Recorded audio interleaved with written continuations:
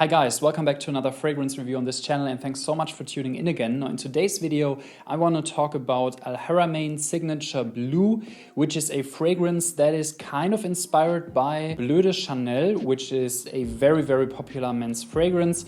And in today's video I want to give you my quick thoughts on this one, so please stay tuned if you want to know everything about this fragrance. But first of all, if you're new, my name is Kai and on this channel I talk about men's skincare, hair care, beard care and fragrance. So if you're new, you're interested in these kind of videos and you want to see more, then please subscribe. The button is just below this video. So first of all, I just noticed that this one, as well as HARAMAIN Signature Red, which I reviewed previously, are kind of inspired by classic men's fragrances. So this one obviously by Bleu de Chanel, which is why it's called Blue, and the other one, which was called Red, was obviously inspired by Dior's Fahrenheit, which is something I kind of noticed because I said that it had kind of a violet leaf note, which I absolutely loved, but I just noticed the similarities in their names. So blue obviously for Bleu de Chanel and red obviously for the red bottle of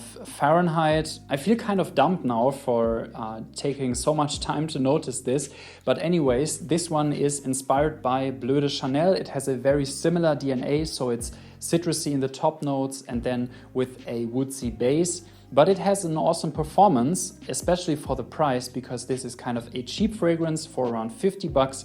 And I think it's a really good fragrance to try if you like these kind of fragrance notes. So in terms of their DNA, it lists bergamot, grapefruit and citrus in the top notes. Then in the heart, it lists geranium, I think. And then in the base, we have patchouli, vetiver, and cedarwood. And I can say that especially in the beginning, it is kind of a mixture between different Bleu de Chanel fragrances. As you know, there is the eau de parfum, there is the eau de toilette, and there is the parfum. And I think that this fragrance is really kind of a mixture between eau de toilette and eau de parfum. So with the eau de toilette having this bergamot note, which is really quite sharp, and the eau de parfum, which has a citrus note that is sweeter but softer.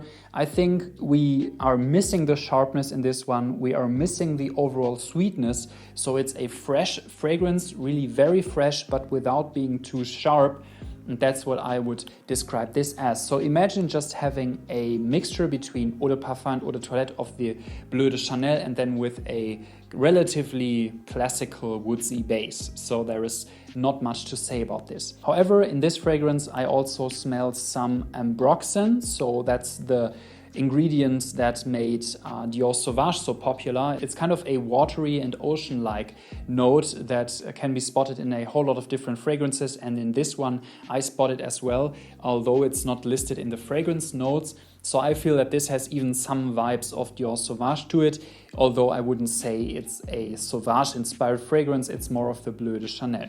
So it's in fact a really kind of blue fragrance, as we say in the fragrance community, so really like something you encounter a lot of times.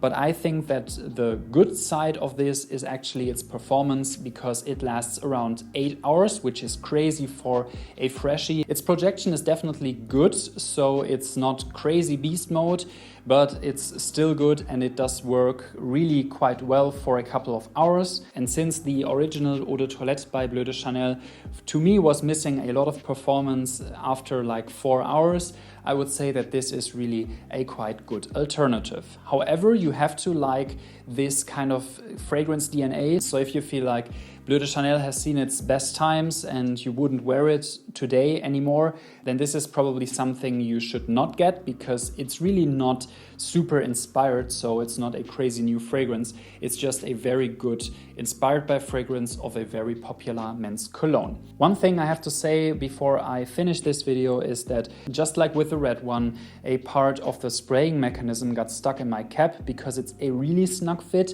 and although I didn't have any issues with HARAMAIN with their bottles and their packaging. It's always of a very good quality. I wanted to mention this because it happened to me with the red and the blue one, and although the sprayer is still intact and works fine, I wanted to mention this. So that's about it with my video of HARAMAIN Signature Bleu. If you are looking for this kind of fragrance DNA, I think it's an awesome fragrance to try, and I will link everything in the comment section down below, so their Instagram, their official shop, as well as some other information. And have you tried any fragrance of HARAMAIN? Please let me know in the comment section down below, and I will see you guys in the next one. So thanks for watching, and bye bye.